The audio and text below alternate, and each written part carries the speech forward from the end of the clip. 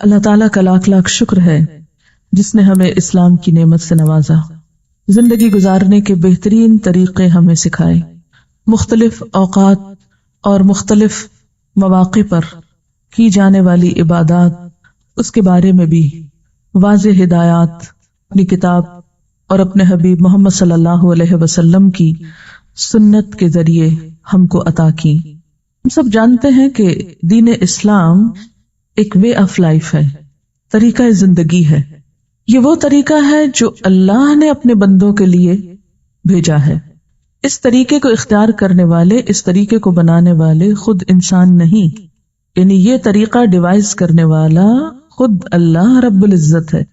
لہذا کوئی بھی کام جسے ہم اسلام کے نام پر کریں گے، دین کے نام پر کریں گے، اس کام کے لیے ضروری ہے کہ ہمارے پاس واضح ہدایات، انسٹرکشنز، تعلیمات اللہ کی طرف سے موجود ہوں، واضح دلائل سامنے ہوں۔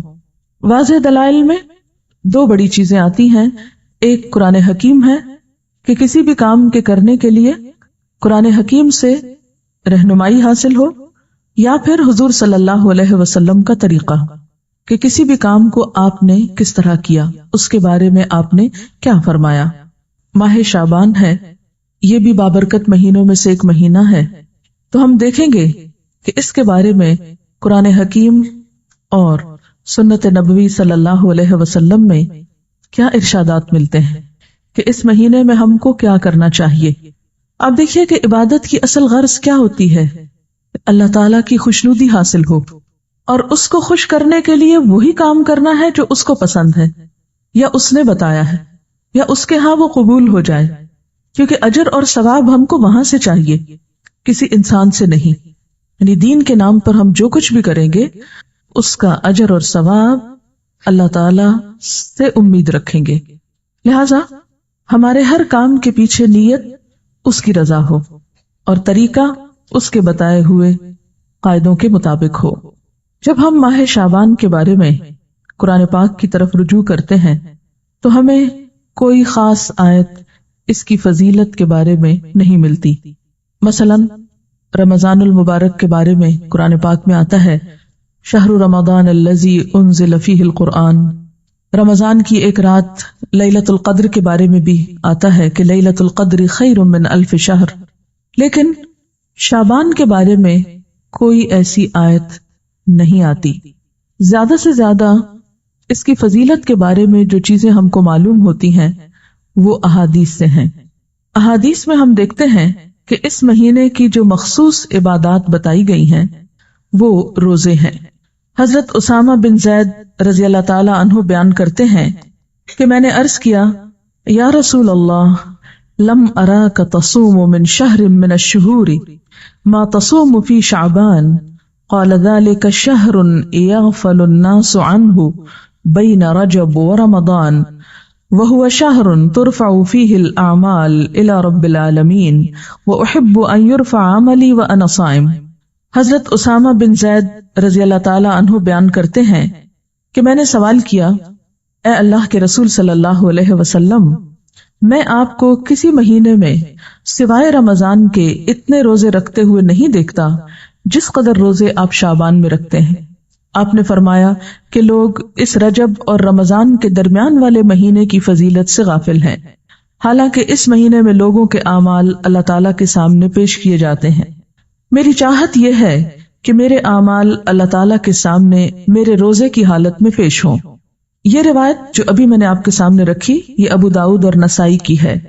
ایک اور روایت میں ہے، ترمذی کی روایت میں ہے، حضرت ام سلمہ رضی اللہ تعالی عنہا فرماتی ہیں، ما رأیت النبی صلی اللہ علیہ وسلم یصوم شہرین متتابعین الا شعبان و رمضان، کہ میں نے رسول اللہ صلی اللہ علیہ وسلم کو 2 مہینے پے در پے روزے رکھتے ہوئے سوائے شعبان اور رمضان کے نہیں دیکھا۔ حضرت انس رضی اللہ تعالی عنہ بیان کرتے ہیں کہ رسول اللہ صلی اللہ علیہ وسلم سے یہ دریافت کیا گیا کہ ای الصوم افضل بعد رمضان، قال شعبان لتعظیم رمضان، قال فای الصدقۃ افضل، قال صدقۃ فی رمضان۔ حضرت انس بیان کرتے ہیں کہ آپ صلی اللہ علیہ وسلم سے پوچھا گیا کس مہینے میں رمضان کے بعد روزہ رکھنا افضل ہے؟ آپ نے فرمایا شعبان میں، رمضان کی عظمت کے لحاظ سے، یعنی رمضان کی ایک طرح سے تیاری کے طور پر۔ پھر آپ سے دریافت کیا گیا کس مہینے میں صدقہ کرنا افضل ہے؟ آپ نے فرمایا رمضان میں۔ اس کے علاوہ اور احادیث بھی شعبان کی فضیلت کے بارے میں ملتی ہیں، لیکن وہ احادیث ضعیف ہیں اور بعض تو ان میں سے بالکل موضوع ہیں، من گھڑت ہیں، ان کی کوئی بھی حقیقت نہیں۔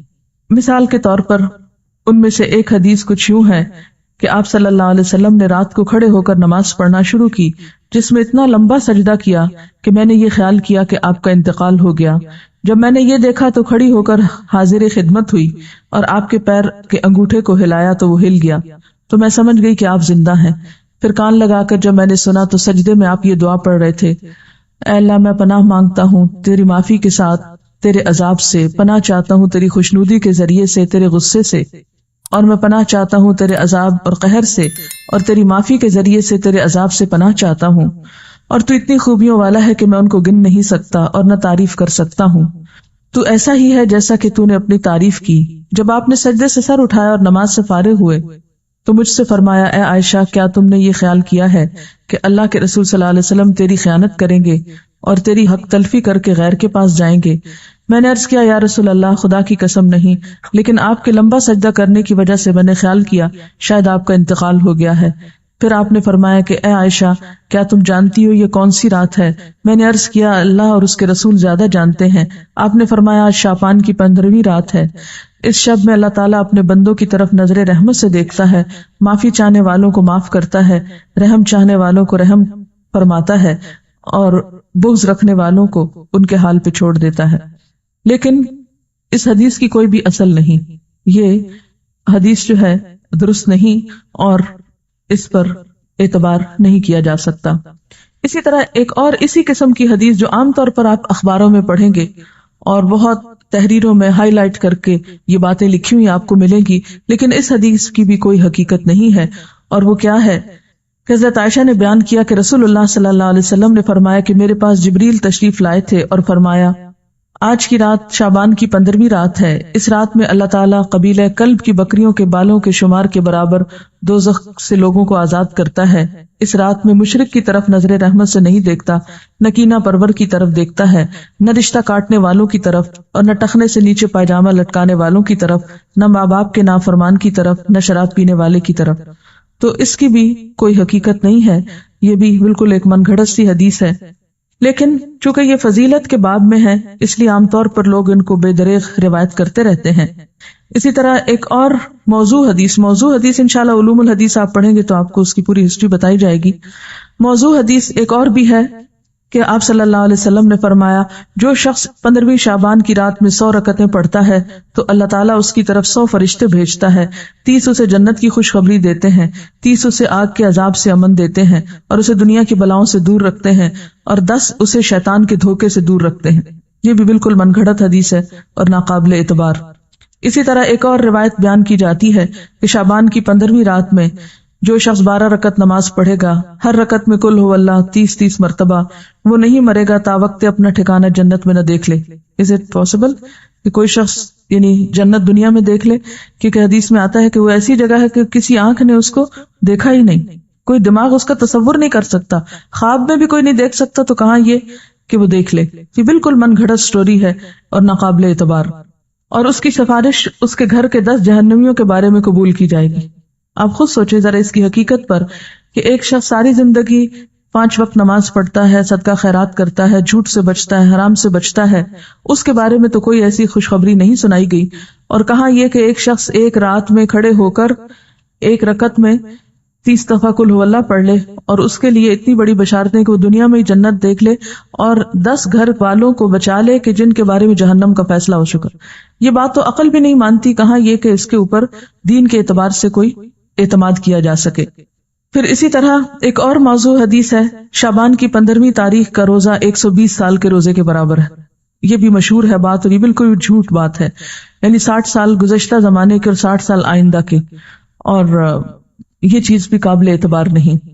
تو جو صحیح روایات سے ہم کو پتہ چلتا ہے شعبان کے بارے میں وہ کیا ہے کہ اس مہینے میں روزوں کی فضیلت ہے، یعنی ایک برکت والا مہینہ ہے، رمضان کی ابتدا ہے، رمضان کی تیاری ہے، اور کثرت سے نفلی روزے رکھنے چاہیے۔ ہاں 15 شعبان کے بعد نفلی روزوں سے بھی روکا گیا ہے تاکہ رمضان کے لیے کمزوری نہ ہو اور رمضان کے روزے چھوٹنے کا اندیشہ نہ ہو۔ ایک آیت جو عام طور پر اس رات کے بارے میں قرآن پاک سے کوٹ کی جاتی ہے وہ سورۃ الدخان کی یہ آیت ہے، انا انزلناہ فی لیلۃ مبارکۃ انا کنا منذرین فیہا یفرق کل امر حکیم امرا من عندنا انا کنا مرسلین رحمتا من ربک انہ هو السمیع العلیم۔ ترجمہ ہے اس کا، بے شک ہم نے اسے برکت والی رات میں اتارا ہے، بے شک ہم خبردار کرنے والے ہیں، اس میں بانٹا جاتا ہے ہر حکمت والا کام ہمارے پاس کے حکم سے، بے شک ہم بھیجنے والے ہیں تمہارے رب کی طرف سے رحمت، بے شک وہی سنتا جانتا ہے۔ یہ آیات مکہ معظمہ میں نازل ہوئیں، واقعہ معراج سے قبل نازل ہوئیں۔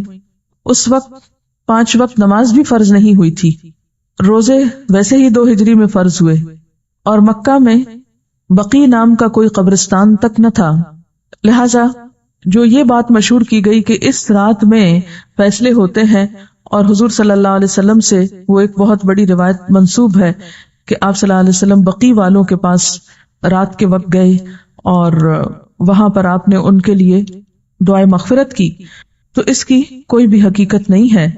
بات یہ ہے کہ یہ آیت کیا بتاتی ہے، اس کی وضاحت دیکھیے، اس میں کیا لکھا ہے۔ پہلے یہ بتا دوں کہ اس آیت کے بارے میں لوگوں نے یہ مشہور کر رکھا ہے کہ یہ 15 شعبان کے بارے میں ہے۔ یعنی سورۃ دخان کی یہ آیتیں عام طور پر آپ دیکھیں گے کہ ٹیلی ویژن میں 15ویں شب کو مختلف پروگرامز کے شروع میں کوٹ کی جاتی ہیں، پڑھی جاتی ہیں، اور لوگوں کو اس آیت کے ریفرنس سے یہ بتایا جاتا ہے کہ یہ 15 شعبان ہے، حالانکہ اس آیت کا نزول کب ہوا؟ مکہ میں ہوا، اور مکہ میں معراج سے قبل۔ اور پھر اس آیت میں جو بات پتہ چلتی ہے وہ کیا کہ اس مبارک رات میں قرآن پاک نازل کیا گیا، انا انزلناہ فی لیلۃ مبارکۃ۔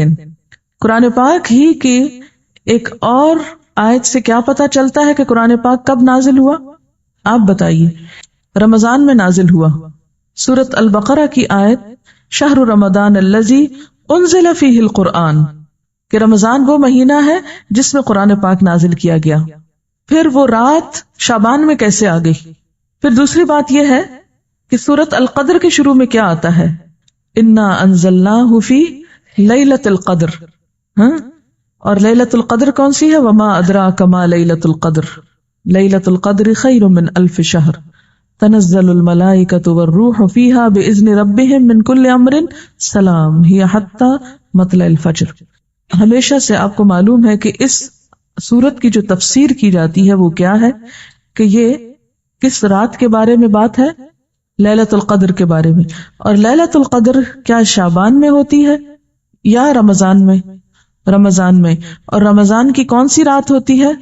اس کے بارے میں تاکید سے نہیں بتایا گیا کہ کون سی رات، ہاں آخری عشرے کی رات ہے۔ اور اس کی تفصیل کہاں سے پتہ چلتی ہے؟ حدیث پاک میں ہے کہ ایک مرتبہ آپ صلی اللہ علیہ وسلم گھر سے باہر تشریف لائے، دیکھا کہ 2 شخص باہم جھگڑ رہے تھے، آپ نے ان کی صلح فرمائی، پھر فرمایا کہ میں تمہیں ایک خیر کی بات بتانے نکلا تھا مگر تم جھگڑ رہے تھے، اس لیے میں وہ بات بتانا بھول گیا، صرف اتنا یاد ہے کہ وہ بات یہ تھی کہ وہ رات کب ہے، یعنی میں یہ بتانے کو آ رہا تھا کہ لیلۃ القدر کب ہے، لیکن تمہارے جھگڑے کی وجہ سے وہ مجھ کو بھول گئی، اب مجھے یاد نہیں، بس اتنا یاد رہ گیا کہ وہ برکت والی رات رمضان المبارک کی آخری 5 طاق راتوں میں سے ایک تھی، اب تم اس کو 21، 23، 25، 27 اور 29ویں راتوں میں تلاش کرو۔ یہ بخاری کی روایت ہے۔ آپ صلی اللہ علیہ وسلم اس رات کو پانے کے لیے رمضان کے آخری عشرے کا اعتکاف فرمایا کرتے تھے، یہ بھی بخاری کی روایت ہے۔ تو اس سے کیا پتہ چلتا ہے کہ لیلۃ القدر، قدر سے مراد کیا ہے؟ ایک تو قدر و قیمت کے معنوں میں آتا ہے، دوسرا قدر سے مراد تقدیر بھی ہے، کہ تقدیر کے فیصلے اس رات میں ہوتے ہیں، نہ کہ 15 شعبان کی رات کو۔ اور پھر آپ دیکھیں کہ اس میں ان آیتوں میں جو میں نے آپ کے سامنے سورۃ الدخان کی پڑھی ہیں، ان میں آتا ہے فیہا یفرق کل امر حکیم۔ فیہا سے مراد کیا ہے؟ اس رات میں، یفرق تقسیم کیے جاتے ہیں، کل امر سب کام، حکیم حکمت والے، یعنی ہر قسم کے فیصلے اس رات میں فرشتوں کے حوالے کیے جاتے ہیں، ان کو دے دیے جاتے ہیں۔ تو اس سے بھی کیا پتہ چلتا ہے کہ سورۃ الدخان کی یہ آیت 15 شعبان کے بارے میں نہیں ہے، بلکہ لیلۃ القدر کے بارے میں ہے، جس میں قرآن پاک بھی نازل ہوا اور جس میں لوگوں کی قسمتوں کے بھی فیصلے کیے جاتے ہیں۔ پھر اسی طرح یہ بات ہے کہ عام طور پر یہ کہا جاتا ہے، یعنی شعبان کے مہینے میں جو مختلف کام ہوتے ہیں ان کی تھوڑی سی حقیقت بتانا چاہوں گی کہ ہمارے ہاں جو چیزیں مشہور ہیں ان کی اصل کیا ہے۔ پہلی بات تو یہ کہ شعبان بابرکت مہینہ ہے، لیکن اس کی واحد برکت کیا ہے؟ روزے رکھے جائیں، اعمال اللہ کے ہاں پیش ہوتے ہیں، اور آپ صلی اللہ علیہ وسلم نے کیا فرمایا کہ میں یہ چاہتا ہوں کہ میرا عمل اس وقت اللہ کے ہاں پیش ہو جب میں روزے سے ہوں۔ اس سے زیادہ کوئی چیز کسی اوتھینٹک ذریعے سے ہم کو نہیں ملتی کہ کسی اور عمل کی بھی ضرورت ہے۔ ہمارے ہاں یہ رات یعنی شعبان میں خاص طور پر 15 شعبان کی رات شب برات کے نام سے مشہور ہے، جس کو شب رات کہتے ہیں۔ آپ دیکھیے کہ اسلام میں جو اہم دن آتے ہیں قرآن پاک اور سنت رسول صلی اللہ علیہ وسلم سے پتہ چلتے ہیں، ان میں سے بعض یہ ہے، مثلا یوم الحج، یوم عرفہ جس کو کہتے ہیں، یوم ترویہ جس دن حج کی ابتدا ہوتی، یوم نحر جس دن قربانی ہوتی، شہر رمضان جب روزے رکھے جاتے ہیں، لیلۃ القدر جو رمضان ہی کے آخری راتوں میں سے ایک ہے، قرآن جس میں نازل ہوا، عید الاضحیٰ، عید الفطر، ایام 20۔ ایام 20 کیا ہیں؟ ہر مہینے کے 13، 14 اور 15، یعنی ایک 14ویں سے پہلے کی رات اور ایک 14ویں کے بعد کی رات۔ ان کے جو دن ہیں، یعنی 13 کا دن، پھر 14 کا دن اور 15 کا دن، ان دنوں میں روزہ رکھنا جو ہے وہ مسنون ہے، یعنی ہر مہینے جو شخص روزے رکھنا چاہے وہ ان 3 دنوں میں رکھے۔ ان کو ایام 20 اس لیے کہتے ہیں کہ ان کی راتیں بھی روشن ہوتی ہیں۔ پھر اسی طرح یوم الجمعہ، اس کی فضیلت آئی ہے، سورۃ الجمعہ بھی ہے، اسی طرح ایام تشریق ہیں، یا کچھ اور دن بھی ہو سکتے ہیں جن کا براہ راست ذکر جو ہے وہ قرآن پاک میں نہیں آیا۔ لیکن شب برات کا نام نہ کہیں قرآن میں آیا ہے اور نہ کہیں حدیث میں آیا ہے۔ شب برات نہ قرآن میں نہ حدیث میں۔ اس کی ایک وجہ تو یہ بھی ہو سکتی ہے کہ اس کا یہ جو لفظ ہے شب، یہ عربی کا لفظ ہی نہیں ہے، یہ کس کا لفظ ہے؟ فارسی کا لفظ ہے۔ اور اگر اس کے آگے رات لگاتے ہیں، شب رات، تو رات بھی عربی کا لفظ نہیں، اور اگر آپ اس کے آگے برات لگاتے ہیں، شب برات، تو برات بھی عربی کا لفظ نہیں، یہ شاید سنسکرت کا لفظ ہے جو شادی میں برات آتی ہے۔ بعض لوگ یہ کہتے ہیں کہ اس کا نام شب براءت ہے، براءت کہتے ہیں بیزاری کو، جیسے سورۃ توبہ کے شروع میں آپ نے پڑھا براءۃ من اللہ ورسولہ، سورۃ توبہ کی ابتدا اسی سے ہوتی ہے۔ تو براءت کا لفظی معنی کیا ہوتا ہے؟ بیزاری۔ تو اس رات میں کس سے بیزاری اگر شب براءت کہتے ہیں، حالانکہ براءت کوئی نہیں بولتا، تو یہ اپنی ترکیب کے اعتبار سے بھی کوئی اسلامی ترکیب نہیں ہے، اور نہ ہی کوئی اسلامی اعتبار سے اس کی کوئی فضیلت یا اہمیت یا حقیقت بنتی ہے۔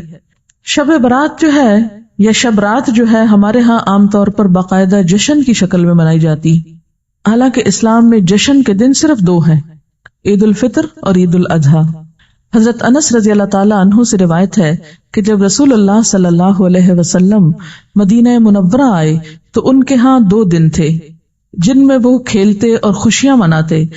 آپ صلی اللہ علیہ وسلم نے ان کے بارے میں دریافت فرمایا تو آپ کو بتایا گیا مدینہ والوں کی طرف سے کہ ہم جاہلیت کے زمانے سے یہ 2 دن مناتے چلے آ رہے ہیں۔ آپ صلی اللہ علیہ وسلم نے فرمایا اللہ تعالیٰ نے تم کو اس سے بہتر 2 دن عطا کر دیے ہیں، عید الفطر اور عید الاضحیٰ۔ تو شب برات کا جو جشن ہے، یعنی رات کو آتش بازی اور مخصوص قسم کے کھانے پکانا، ان کو اسلام کا ایک حصہ بنا لیا گیا۔ اگر آپ اس کو اپنے کلچر کا حصہ کہیں یا اپنی روایات کا حصہ جو بر صغیر کی ہیں خاص طور پر، تو کوئی بات نہیں. مثلاً آپ 14 اگست مناتے ہیں یا آپ 9 نومبر آج منا رہے ہیں، بہت سے لوگ گھروں میں چھٹی کر کے منانے کا، ہمارے ہاں ایک ہی طریقہ چھٹی کر لی جائے. علامہ اقبال نے دن رات کام کیا تھا اور ہم دن رات چھٹیاں کرنا چاہتے ہیں. بہرحال تو وہ آپ کا کیا ہے، ایک لوکل کلچر ہے، اس کا اسلام سے کوئی تعلق نہیں. یعنی 9 نومبر کا اسلام سے کوئی تعلق نہیں. اسی طرح اگر آپ 15 کو آتش بازی کرتے ہیں یا حلوہ پکاتے ہیں تو وہ آپ کا لوکل کلچر تو ہو سکتا ہے، اس کا اسلام سے کوئی تعلق نہیں، کیونکہ اس کے بارے میں نہ کوئی تعلیم قرآن پاک سے ہم کو ملتی ہے اور نہ ہی نبی صلی اللہ علیہ وسلم کی سنت سے. مثلاً اس رات میں کیا ہوتا ہے، حلوہ پکایا جاتا ہے اور دوسروں کو کھلایا جاتا ہے، مردوں کی فاتحہ دلائی جاتی ہے، چراغاں کیا جاتا ہے، کینڈلز وغیرہ لوگ چھتوں پر جلاتے ہیں، اور اب اس کی جگہ دوسری بجلی کی بتیاں بھی جلائی جاتی ہیں، آتش بازی کی جاتی ہے، گھروں میں خاص طور پر رنگ روغن کیا جاتا ہے، صاف کیا جاتا ہے. لیکن اگر غور کیا جائے تو ان میں سے کوئی بھی چیز اپنی اصل کے اعتبار سے قرآن اور سنت سے نہیں ہے. جہاں تک اس بات کا تعلق ہے کہ حلوہ پکانا، تو آپ دیکھیے کہ اس کے پیچھے یہ کہا جاتا ہے کہ نبی صلی اللہ علیہ وسلم کا دانت مبارک احد میں شہید ہوا تھا تو آپ کو حلوہ پکا کر کھلایا گیا تھا، تو ہم بھی حلوہ پکاتے ہیں. تو بات یہ تھی کہ آپ نے تو دانت شہید کروایا تھا، ہم نے کتنے دانت اسلام کی راہ میں شہید کرائے ہیں؟ تو اگر دانت ہمارا شہید نہیں ہو تو حلوہ کھانے کا ہم کو کیا حق ہے؟ دوسری بات یہ کہ آپ کو یہ معلوم ہے کہ جنگ احد شوال میں ہوئی تھی، جنگ احد شوال میں ہوئی تھی اور ہم حلوہ 15 شب کو کھا رہے ہیں. لہٰذا اس حلوے کی کوئی بھی اصل نہیں ہے. اس رسم کی کچھ اصل ہندوانہ کلچر میں ملتی ہے. وہ کیا؟ ہندوؤں میں سال میں ایک دفعہ حلوہ پوری پکا کر کبوں کو کھلائی جاتی ہے، یہ ان کی ایک رسم ہے، اور وہ اسے بزرگوں پرکھوں کو کھلانا کہتے ہیں. کیا کہتے ہیں؟ بزرگوں پرکھوں کو کھلانا. شب برات میں عموماً صرف حلوہ نہیں، پوڑی بھی ہوتی ہے جو شاید اسی کلچر سے مشابہت رکھتی ہے. پھر آپ دیکھیے کہ بعض لوگ یہ کہتے ہیں کہ حضرت اویس قرنی نے آپ صلی اللہ علیہ وسلم کی مطابق میں دانت شہید کیا تھا اور انہوں نے حلوہ کھایا تھا. تو یہ ہے کہ اگر آپ نے ان کی بھی پیروی کرنی ہے تو پھر پوری کیجئے، آدھے حصے کی نہیں. پہلے دانت توڑیے اور اس کے بعد پھر حلوہ کھائیے. لیکن بات یہ ہے کہ آپ صلی اللہ علیہ وسلم سے صرف بیٹھ کر حلوہ کھانے کی کوئی روایت نہیں ملتی. آپ کے گھر میں تو 2 ماہ چولہا نہیں جلتا تھا، صرف کھجور پانی پہ گزارا ہوتا تھا. پھر اسی طرح یہ ہے کہ بعض لوگ شب برات کو مردوں کی عید بھی کہتے ہیں، یعنی عید الفطر تو زندوں کی عید ہے، بعض کے ہاں شب برات مردوں کی عید ہے. ان کا خیال یہ ہے کہ اگر کوئی شخص شبرات سے پہلے مر جائے تو جب تک شبرات میں حلوہ پوری اور چپاتی پر اس کی فاتحہ نہ کی جائے وہ مردوں میں شامل نہیں ہوتا، اور نہ اس کے کنبے میں پہلا تہوار منایا جاتا ہے. یعنی رواج کیا ہے کہ جب کوئی فوت ہو جائے تو پہلا تہوار یہ منایا جائے، پھر اس کے بعد کوئی شادی رکھی جائے یا کوئی اور خوشی کا موقع. تو یہ مردے کی پہلے عید کی جائے پھر اپنی عید. آپ نے دیکھا ہوگا کہ اگر کسی کا کوئی رشتہ دار عید سے پہلے فوت ہو جائے تو لوگ عید نہیں مناتی ہے. ہمارے یہاں کتنی عام ہے یہ بات نا. حالانکہ افسوس جو ہے اس کی مدت تو سوائے شوہر کے 3 دن مقرر کی گئی. پھر اسی طرح یہ ہے کہ ان کے ہاں، ہندوؤں کے ہاں اگر کوئی فوت ہو جائے تو یہ پرکھوں کو کھلانے والے واقعے سے پہلے نہ کوئی شادی بیاہ رکھتے ہیں اور نہ ہی کوئی اور خوشی کا موقع. اور اسی طرح یہ ہے کہ اگر کوئی شخص یہ نہ کرے تو اس کو اپنی برادری سے نکال دیتے ہیں. یہ بھی ہندوؤں کے ہاں ہے. جب تک وہ برادری والوں کو روٹی نہ کھلائے یا یہ حلوہ پوری نہ کھلائے اس وقت تک اسے برادری میں شامل نہیں کرتے، کیونکہ ان کے ہاں ذات پات اور برادری سسٹم بہت اسٹرانگ ہے. تو انہی کے اس کلچر سے متاثر ہو کر ہمارے ہاں بھی مردوں کی عید کے نام سے شبرات کو حلوہ پوری پر فاتحہ جو ہے ان کے لیے دی جانے لگی. ان کے ہاں یہ بھی خیال کیا جاتا ہے کہ جب تک یہ رسم ادا نہ ہو انسان مردوں میں شریک نہیں ہوتا، وہ معلق رہتا ہے. اب آپ دیکھیں کہ جو لوگ یہ رسم نہیں کرتے ان کے تو سب مرنے والے اب تک لٹک رہے ہیں کہیں اور وہ مردوں میں شریک نہیں ہوئے. یہ کتنی نان سینس قسم کی بات ہے. کیا کوئی دین اس قسم کی تعلیمات دے سکتا ہے؟ اسی طرح بعض لوگوں کے ہاں یہ رواج بھی ہے کہ وہ گھروں کی صفائی کر کے ایک مخصوص جگہ پر حلوہ چپاتی رکھتے ہیں اور موسمی پھل بھی اور مٹھائیاں بھی اور کھانے پینے کی چیزیں بھی. اور وہ کہتے ہیں کہ یہ مرنے والے کے لیے ہیں اور ہر وہ چیز رکھی جاتی ہے جو مرنے والے کو پسند ہوتی ہے. اور بعض اوقات لوبان اور اگربتی وغیرہ جلا کر بھی اس کو مزید بارونق کیا جاتا ہے. اور بعض لوگوں نے یہ بھی تصور قائم کر رکھا ہے کہ میت کی روح 40 دن تک گھر پر آتی رہتی ہے اور خصوصاً شب رات کو بھی آتی ہے، یعنی 40 دن تک آنے کے علاوہ شب رات کو بھی آتی ہے. تو اس کا کوئی ثبوت نہ قرآن پاک سے ہم کو ملتا ہے اور نہ ہی حدیث سے ملتا ہے. ابھی ریسنٹلی آپ نے سورۃ المومنون پڑھی، اس میں آپ نے برزخ کے بارے میں پڑھا، وَمِن وَرَائِهِمْ بَرْزَخٌ إِلَى يَوْمِ يُبْعَثُونَ، کہ مرنے والا جب مر جاتا ہے تو ان کے پیچھے کیا ہے؟ برزخ، پردہ آ گیا. کب تک؟ الی یوم یبعثون. کہاں اب ان کا آپ کے گھروں میں آنا اور آ کر کھانے پینے کی چیزیں دیکھ کر ترسنا، کیونکہ اب وہ خود تو کھا نہیں سکتے. یعنی یہ کتنے افسوس کی بات ہے کہ ایک روح آ رہی ہے اور آپ اس کے لیے کھانے پینے کی چیزیں رکھ رہے ہیں جو وہ کھا بھی نہیں سکتی. تو دین میں اس قسم کے کوئی عمل نہیں ہے کہ جو عقل سے مطابقت نہ رکھتے ہوں. جی یہ پوچھ رہی ہے کہ وہ سب پھر کھاتا کون ہے؟ اگر سمجھ بھی لیا جائے کہ وہ سپوز کہ وہ آتے ہیں تو آ کے دیکھ کے چلے جاتے ہیں اور پھر ہم خود بیٹھ کے کھا لیتے ہیں یا اوروں کو کھلا دیتے ہیں. یہ کس قدر شرمناک بات ہے کہ مہمان نے تو کچھ کھایا نہیں اور اپنی موج کر لی ہم نے. اور بعض لوگ اس کی دلیل جو روحوں کے آنے کی کہتے ہیں کہ قرآن پاک میں بھی روح کا لفظ آیا ہے، اور حالانکہ آپ جتنی آیتیں بھی اس ضمن میں پڑھ چکے ہیں وہ حضرت جبریل علیہ السلام کے بارے میں ہے یا وحی کے بارے میں ہے. اور بعض لوگوں کا خیال یہ ہے کہ اگر شب رات کو یہ فاتحہ نہ دلائی جائے تو مردے غمگین واپس جاتے ہیں، اور اگر فاتحہ دلائی جائے تو مردے خوش خوش واپس جاتے ہیں.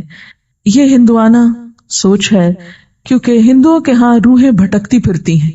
انشاءاللہ آپ کو لیٹر آن یہ 3 بڑے مذاہب جو بر صغیر سے متعلق ہیں، ہندوازم اور بدھزم اور سکھوں کے بارے میں انشاءاللہ کچھ لیکچرز دلوائے جائیں گے. یہ ہم آخر میں بالکل کرتے ہیں، اور اس وقت جب آپ قرآن پاک تقریباً پڑھ چکے ہو، تاکہ آپ جب وہ سنیں تو قرآن کو کمپیئر کر سکیں کہ ان باتوں کی تردید قرآن میں کس کس طریقے سے ہوتی ہے.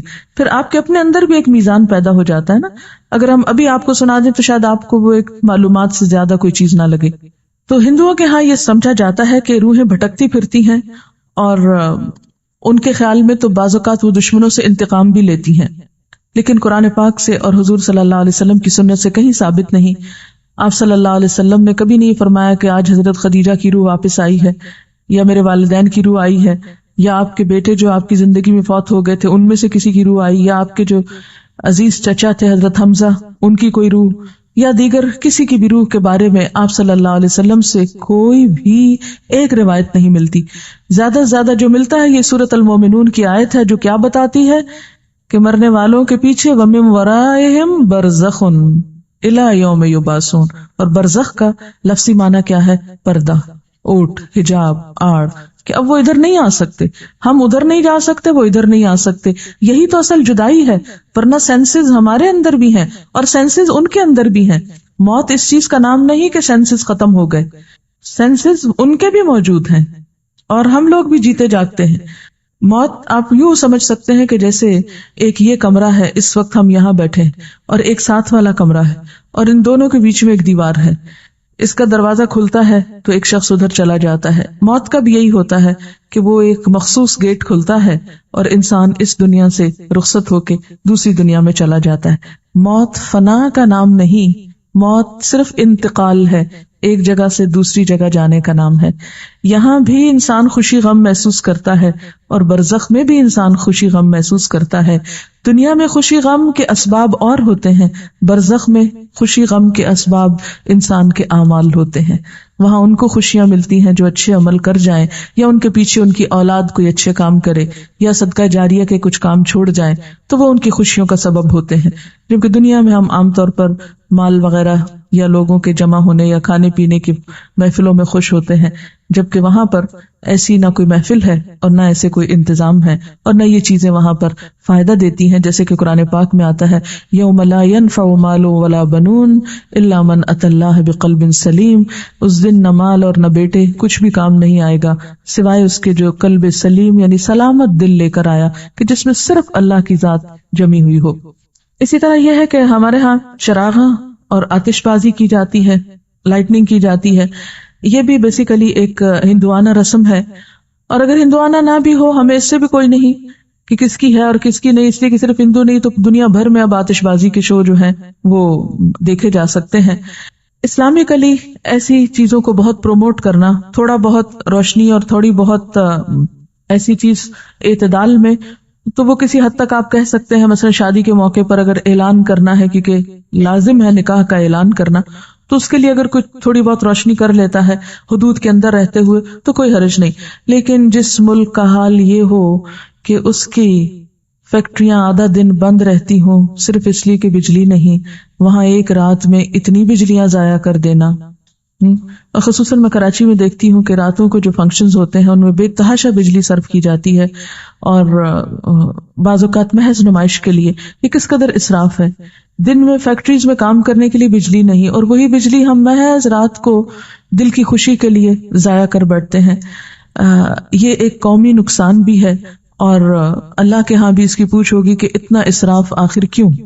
ہر چیز اپنی حدود کے اندر ہی اچھی ہے، اور ایک لمیٹڈ ٹائم میں ہی اچھی ہے، اس سے بڑھ جانا جو ہے وہ دنیا اور آخرت دونوں میں نقصان دیتا ہے۔ اور اسی طرح محض آگ جلا کے ختم کر دینا اور اس پر لاکھوں کروڑوں روپیہ ضائع کر دینا، اور اس کے نتیجے میں جو پولوشن پیدا ہوتی، آپ کو معلوم ہے کہ جب بہت آتش بازی ہوتی ہے، کیونکہ اسلام آباد میں ہر سال شاید 14 اگست کو ہوتی ہے، تو اس روز آپ یقین کیجئے کہ ہم لوگ سانس نہیں لے پاتے۔ قریبی جو ایک بہت بڑا پارک ہے فاطمہ جناح پارک، تو اس میں ہوتا ہے، اور اس قدر گھروں تک دھواں آ جاتا ہے کہ کھڑکی آپ کھولیں تو آپ کا دم گھٹنے لگتا ہے۔ کروڑوں روپیہ الگ خرچ ہوا آگ جلانے پہ، اور اس کے بعد جو دھواں بن کے نیچے پورے شہر میں پھیلتا ہے اور کئی بیماریوں کا سبب بنتا ہے، مجھے نہیں سمجھ میں آتا یہ کون سی قومی خدمت ہے۔ اس سے بہتر ہے کہ ہم کوئی بھی ایسا تعمیری کام کریں اس روز کہ جس سے ہماری قوم تھوڑا آگے جائے دنیاوی اعتبار سے بھی۔ بہرحال اپنے خون پسینے کی کمائی کو آگ جلا کر اڑا دینے میں اور لوگوں کو اذیت دینے میں اور محض وقتی صرف ایک ایکسائٹمنٹ میں خرچ کر دینا اسلام کی روح سے میل نہیں کھاتا۔ پھر یہ ہے کہ ہمارے ہاں عام طور پر اس رات کے بارے میں کچھ فضیلتیں منسوب ہیں، مثلاً یہ کہ شب برات میں سالانہ بجٹ تقسیم ہوتا ہے، سال بھر کے امور کا فیصلہ ہوتا ہے، رزق، شادی، اولاد، حج، موت، بیماری، فراخی، تنگی، عزت، ذلت، حادثات، غمی، خوشی۔ اس رات بعض لوگوں کو مردوں میں لکھ دیا جاتا ہے۔ تو یہ سب باتیں جو ہے من گھڑت ہیں، ان میں سے کسی ایک چیز کی بھی حقیقت نہیں، یہ سب کچھ لیلۃ القدر تقدیر کی رات میں ہوتا ہے، نہ کہ شعبان کی 15 رات میں۔ اور اسی طرح بعض روایات میں لوگوں کے ہاں یہ مشہور ہے کہ جس طرح زمین پر مسلمانوں کی 2 عیدیں ہیں، اسی طرح ملائکہ کی 2 عیدیں ہیں، شب برات اور لیلۃ القدر۔ یہ بھی بالکل من گھڑت بات ہے۔ اور بعض لوگوں نے یہ روایت بھی گھڑ رکھی ہے کہ جس طرح بارش بادل کے بغیر نہیں برستی، اسی طرح جو شعبان میں گناہوں سے پاک نہ ہو وہ رمضان میں بھی پاک نہیں ہو سکتا۔ یہ بات بھی ایک عقل میں نہ آنے والی بات ہے۔ پھر اسی طرح یہ کہا جاتا ہے کہ رمضان اللہ کا مہینہ ہے تو شعبان کو حضور صلی اللہ علیہ وسلم نے اپنا مہینہ کہا ہے، اس کی بھی کوئی حقیقت نہیں۔ اور بعض روایات میں آتا ہے کہ تمام مہینوں پر شعبان کی فضیلت ایسی ہے جیسی مجھے تمام انبیاء پر، یہ بھی من گھڑت بات ہے۔ اور شعبان کی 15ویں رات قیام کرو اور دن کو روزہ رکھو، کیونکہ اللہ تعالیٰ اس دن آسمان دنیا پہ تجلی فرما کر کہتا ہے کہ ہے کوئی بخشش مانگنے والا کہ اسے بخش دوں۔ یہ تو ہر رات میں ہوتا ہے۔ صحیح حدیث سے کیا پتہ چلتا ہے کہ ہر رات اللہ تعالیٰ آسمان دنیا پہ نزول فرماتے ہیں اور یہی فرماتے ہیں کہ ہے کوئی بخشش مانگنے والا کہ میں اسے بخش دوں، ہے کوئی مصیبت زدہ کہ میں اس کی مصیبت دور کروں۔ اس کے لیے صرف 15 رات مخصوص نہیں ہے۔ پھر اسی طرح بعض لوگوں نے یہ بھی مشہور کر رکھا ہے کہ جو شعبان کے 3 روزے رکھتا ہے اس کے سب گناہ معاف ہو جاتے ہیں اور اس کی روزی میں برکت دی جاتی ہے، اور اس کی بھی کوئی حقیقت نہیں ہے۔ یہ کیسے ہو سکتا ہے؟ سال بھر انسان گناہ کرے اور صرف شعبان کے 3 روزے رکھ کے سب کچھ درست کر لے۔ اسلام شارٹ کٹ نہیں، اسلام چند ریچولز کی ادائیگی کا نام نہیں، اسلام ایک وے آف لائف ہے، طریقہ زندگی ہے۔ اس میں اللہ کے حقوق بھی ہیں اور بندوں کے حقوق۔ یہ کس طرح ہو سکتا ہے کہ ایک شخص دوسروں کے حقوق پہ ڈاکہ ڈالے، کسی کو تانے دے، کسی کی چغلی کرے، کسی کے گھر میں آگ لگوائے، کسی کو ستائے، کسی کو مارے اور حرام خوری کرے، اور پھر اس طرح کے چند کام کر کے، حلوے پکا کے کھا کے اور چند اور ریچولز ادا کر کے یہ سمجھے کہ اس کے دین کی ساری ذمہ داری پوری ہو گئی؟ ایسی کوئی چیز قرآن کی روح سے تو ہم کو معلوم نہیں ہوتی۔ پھر اسی طرح یہ ہے کہ بعض لوگ 15 شب کو جاگتے ہیں اور صبح روزہ رکھتے ہیں، اور ان کے نزدیک یہ رات کو جاگنا اور صبح روزہ رکھنا جو ہے یہ سارے گناہوں کی معافی کا ذریعہ ہے۔ اس کے بارے میں ایسی کوئی بشارت یا کوئی فضیلت کسی صحیح حدیث میں نہیں آئی۔ ایک ضعیف حدیث میں ایسی چیز ملتی ہے، اس لیے اگر کوئی اپنے شوق سے کسی ایک رات میں جاگنا چاہے تو وہ صرف 15 نہ جاگے، 13 بھی جاگ لے، 14 بھی جاگ لے، یا کوئی اور رات بھی شعبان کی جاگ لے، صرف اسی رات کو مخصوص نہیں کرنا چاہیے۔ عام طور پر لوگ یہ کہتے ہیں کہ کیا فرق پڑتا ہے، کوئی نیکی کرتا ہے تو کرتا رہے، تو ٹھیک ہے وہ ان کی مرضی، لیکن اگر کوئی یہ سمجھے کہ اس نیکی سے میرے سارے گناہ معاف ہو جائیں گے یا میرے اگلے پچھلے گناہوں کی صفائی ہو جائے گی، تو ایسی کوئی توقع نہیں رکھنی چاہیے۔ وہ تو یہ بھی ہو سکتا ہے کہ آپ کسی بھی وقت اللہ سے رو کر دعا مانگے تو ہو سکتا ہے پچھلے سارے گناہ معاف ہو جائیں، لیکن اس رات کے بارے میں ایسی کوئی صحیح حدیث جو ہے وہ نہیں ملتی۔ آپ دیکھیے کہ یہ سب چیزیں بیان کرنے کا مقصد کیا ہے؟ مقصد یہ نہیں ہے کہ لوگوں کو ایک نیکی سے ہٹایا جائے، مقصد یہ ہے کہ لوگوں کو خود ساختہ بوجھ سے نکالا جائے۔ جب ہم دین میں کوئی چیز خود ایجاد کرتے ہیں، خود اس کی فضیلت بنا لیتے ہیں، اس کی پابندی کرتے ہیں، تو بسا اوقات ہم اپنے اوپر ناروا بوجھ ڈال لیتے ہیں۔ یہود و نصارہ کے ہاں اپنے روحانی تزکیے کے لیے کچھ عبادات انہوں نے خود سے خود گھڑ لی تھی جو اللہ کی طرف سے ان پر عائد نہیں تھی۔ آہستہ آہستہ کیا ہوا، وہ اصل عبادات سے بالکل دور چلے گئے اور خود ساختہ عبادات اپنی گردن پر لاد لی، اور نتیجہ کیا ہوا کہ وہ ایک وقت آیا کہ وہ بالکل دین سے بیگانہ ہو گئے۔ آج ہمارے معاشرے میں بھی ہم دیکھتے ہیں کہ جو اصل دین ہے اس سے ہم کوسوں دور ہیں، جو کرنے کے کام ہیں وہ ہم کرتے نہیں، اور جو نہیں کرنے کے کام ان کو ہم بہت پابندی سے کرنا شروع ہو گئے ہیں۔ اس کا نتیجہ کیا نکلا ہے کہ ہم ایسے بوجھ تلے دب گئے ہیں کہ جس نے ہم سے ہمارے فرائض بھی بعض اوقات چھڑا دیے۔ نبی صلی اللہ علیہ وسلم کے آنے کی غرض جو قرآن پاک میں بتائی گئی ہے سورۃ الاعراف میں، وہ کیا ہے؟ وَيَحِلُّ لَهُمُ الطَّيِّبَاتُ وَيُحَرِّمُ عَلَيْهِمُ الْخَبَائِثَ وَيَدَعُ عَنْهُمْ إِصْرَهُمْ وَالْأَغْلَالَ الَّتِي كَانَتْ عَلَيْهِمْ، اور پاکیزہ چیزوں کو وہ ان کے لیے حلال بتاتے ہیں اور گندی چیزوں کو ان پر حرام فرماتے ہیں، اور ان لوگوں پر جو بوجھ اور طوق یعنی پچھلی شریعتوں نے ڈال دیے تھے ان کو دور کرتے ہیں۔ تو نبی صلی اللہ علیہ وسلم نے پچھلی شریعتوں کی سب من گھڑت عبادات کو ختم کر دیا اور صاف ستھرا قابل عمل دین ہمارے لیے چھوڑا، کہ جس میں دن میں 5 نمازیں فرض ہیں، تو سال میں ایک رمضان کے روزے فرض ہیں، اور ایک مرتبہ صاحب حیثیت لوگوں پر زکوٰۃ فرض ہے سال میں، اور زندگی میں ایک مرتبہ حج فرض ہے صاحب استطاعت لوگوں پر۔ اس کے علاوہ کچھ چیزیں سنت کے درجے میں، کچھ نوافل کے، کچھ مستحب کے درجے میں ہے کہ کر لو تو بہت اچھا، نہیں کر سکتے تو پوچھ نہیں، اور کبیرہ گناہوں سے بچنے پر زور ہے۔ پھر صغیرہ گناہوں کو بھی ڈسکریج کیا گیا، بہت زیادہ ریچولز میں لوگوں کو نہیں الجھایا گیا، بہت زیادہ پابندیاں ان پہ نہیں لگائی گئیں۔ لیکن جو ہی ہم دین کا نام لیتے ہیں تو ہمارے سامنے کرو اور نہ کرو کچھ ایسی چیزیں آ جاتی ہیں کہ جو عموماً پریشان کر دیتی ہیں۔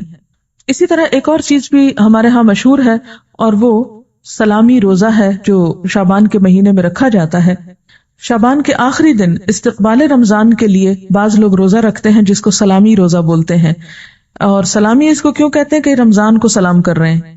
یہ نہ تو حضور صلی اللہ علیہ وسلم نے خود رکھا، نہ کسی کو رکھنے کی اجازت دی۔ آپ کا حکم کیا ہے کہ نصف شعبان کے بعد نفلی روزے مت رکھو۔ ہاں اگر کسی کا فرض رہتا ہے قضا تو وہ رکھ لے، نفلی روزے رکھنے سے نصف کے بعد منع کیا۔ اس کی وجہ کیا ہے کہ نصف کے بعد رمضان کی تیاری مقصود ہے، کیونکہ روزے سے بہرحال کمزوری تو ہوتی ہے، تھک جاتا ہے انسان۔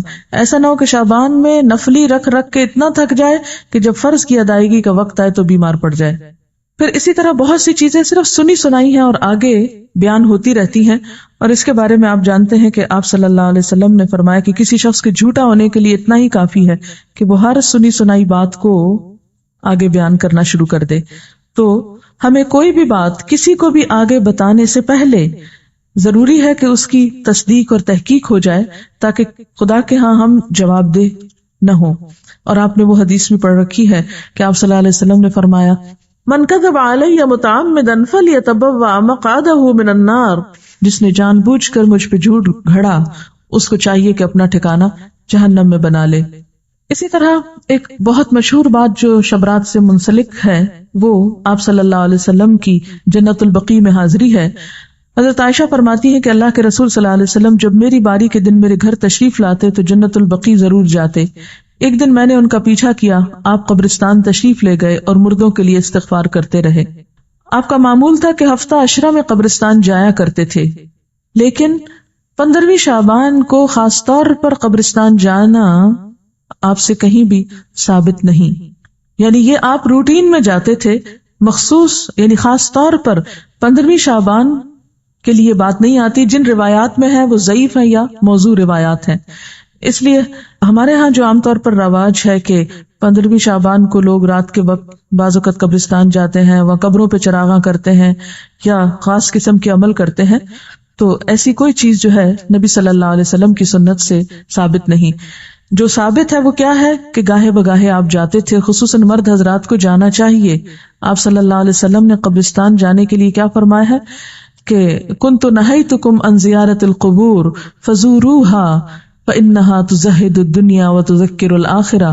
میں تم کو پہلے قبروں کی زیارت سے منع کیا کرتا تھا، لیکن اب تم جایا کرو کیونکہ وہ دنیا سے بے رغبتی اور آخرت سے بارغبت کرتی ہے، یعنی آخرت کو یاد دلاتی ہے اور دنیا سے بے رغبت کرتی.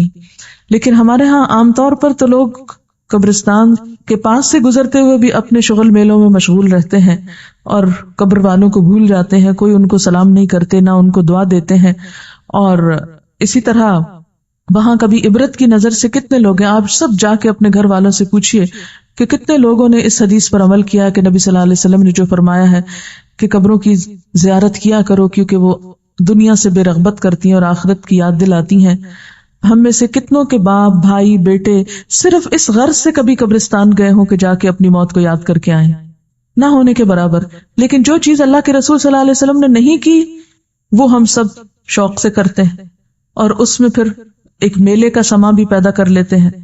تو بات یہ ہے کہ ہمیں ان طریقوں کو عام کرنے کی ضرورت ہے جن کے بارے میں ہم سے پوچھا جائے گا اور قیامت کے دن ہم سے حساب لیا جائے گا، اور ان چیزوں سے بچنے کی ضرورت ہے کہ جن کے بارے میں ہمیں کہا نہیں گیا اور ہم نے خود ساختہ طور پر دین میں ان کو شریک کر لیا. آپ دیکھیے کہ جیسے کہ پہلے شروع میں نے عرض کیا کہ اس رات کے بارے میں جو سورۃ الدخان کی آیت کوٹ کی جاتی ہے تو یاد رہے کہ سورۃ الدخان مکہ میں نازل ہوئی اور شعبان کے لیے جنت البقیع جانے کی روایت مدینہ سے تعلق رکھتی ہے. پھر یہ کس طرح ہو سکتا ہے کہ ایک کام مکہ ہوا اور دوسرا مدینہ ہوا؟ یہ سب باتیں اس لیے مشہور ہوئی کہ ان کی اصل حقیقت پر غور نہیں کیا گیا اور صرف دیکھا دیکھی یا سنا سنائی میں یہ چیزیں عام کر کے لوگوں میں اتنی پھیلا دی گئیں کہ اگر کوئی شخص اس کے بارے میں یہ بتائے بھی کہ یہ درست نہیں تو عموماً اسی کو برا بھلا کہا جاتا ہے اور ان چیزوں پر اصرار کیا جاتا ہے. یہ تھی اصل حقیقت جو میں نے آپ کے سامنے رکھی ہے. اگر آپ چاہیں تو اس کو قبول کر لیں اور چاہیں تو آپ وہی کریں جو آپ کرتے رہتے ہیں، کیونکہ میرا حساب بھی اللہ کے ذمہ ہے اور آپ کا بھی. ہم میں سے کوئی کسی کا ذمہ دار بنا کے نہیں بھیجا گیا، ہر ایک کو خود جواب دہی کرنی ہے. فرض یہ بنتا ہے کہ جو بات انسان کو معلوم ہو وہ دوسروں تک پہنچا دے. تو خلاصہ کیا ہے ساری گفتگو کا کہ نمبر 1 کہ بابرکت رات جس کی طرف سورۃ الدخان میں اشارہ کیا گیا ہے وہ لیلۃ القدر کی رات ہے، اور لیلۃ القدر رمضان کی رات ہے، 15 شعبان کی رات نہیں ہے. اور اس کے علاوہ جو رسم و رواج عموماً اس رات کے حوالے سے کیے جاتے ہیں وہ اسلامی کلچر کا حصہ نہیں. اور انہی رسموں کے بارے میں ہی علامہ اقبال نے کہا تھا، وضع میں تم ہو نصارہ تو تمدن میں ہنود، یہ مسلمان ہیں جنہیں دیکھ کے شرمائے یہود. یہ امت روایات میں کھو گئی، حقیقت خرافات میں کھو گئی. تو بات یہ ہے کہ خرافات اتنی عام ہو گئی ہیں کہ اصل حقیقت ہماری نظروں سے اوجھل ہو گئی ہے. میکسیمم جو کرنے کا کام ہے وہ یہ کہ روزے رکھیے، اور وہ بھی 15 کے بعد نفلی نہیں. اگر پچھلے سال کے آپ کے کوئی چھٹے ہوئے ہیں تو ان کو پورا کر لیجئے. کچھ دن پہلے عیسائیوں کے ہاں بھی مردوں کی عید منائی گئی. شارع فیصل پر عیسائیوں کے قبرستان پر بے انتہا رش تھا. لوگ صبح سے چرچ چلے گئے تھے. میں اکثر سوچا کرتی تھی کہ یہ ٹرینڈ ہمارے ہاں ہندوؤں سے آیا ہے یا کرسچن سے. پوچھا جا سکتا ہے، اگر آپ کے کوئی ہمسائے ہوں تو آپ پوچھ لیجئے اور بتا دیجئے تاکہ ہمارے علم میں بھی اضافہ ہو. کسی بھی کلچر سے ہو سکتا ہے لیکن بہرحال اسلامی کلچر نہیں ہے. بہت سے لوگ کہتے ہیں کہ شب برات کو، کہ اس رات کو پورے سال میں لوگ جو مرتے ہیں ان کے پتے جھڑ جاتے ہیں. وہ پتے لگے ہوئے کہاں ہیں؟ آپ کے گھر کے درخت پر یا کسی خاص درخت پر؟ یہ بھی ایک سنی سنائی بات ہے. کسی قرآن حدیث سے یہ نہیں پتا چلتا کہ پتا گرنے سے کوئی مرتا ہے. کسی بزرگ سے پوچھا گیا کہ کون سی رات شب قدر ہے، تو انہوں نے کہا ہر رات شب قدر ہے اگر تو اس کی قدر جانے. یعنی ہر رات کو اگر تم عبادت کرو تو اللہ کے ہاں بہت بڑی، تہجد کے وقت اٹھو، مراد یہ ہے. لیکن ہم اس وقت سوئے رہتے ہیں، اور آپ کو یہ بھی معلوم ہے نا ہر رات قبر پکارتی ہے، میں کیڑوں کا گھر ہوں، میں مٹی کا گھر ہوں، میرے پاس آنے کے لیے کچھ تیاری کر لو. لیکن وہ تو آواز ہم کو نہیں سنائی دیتی.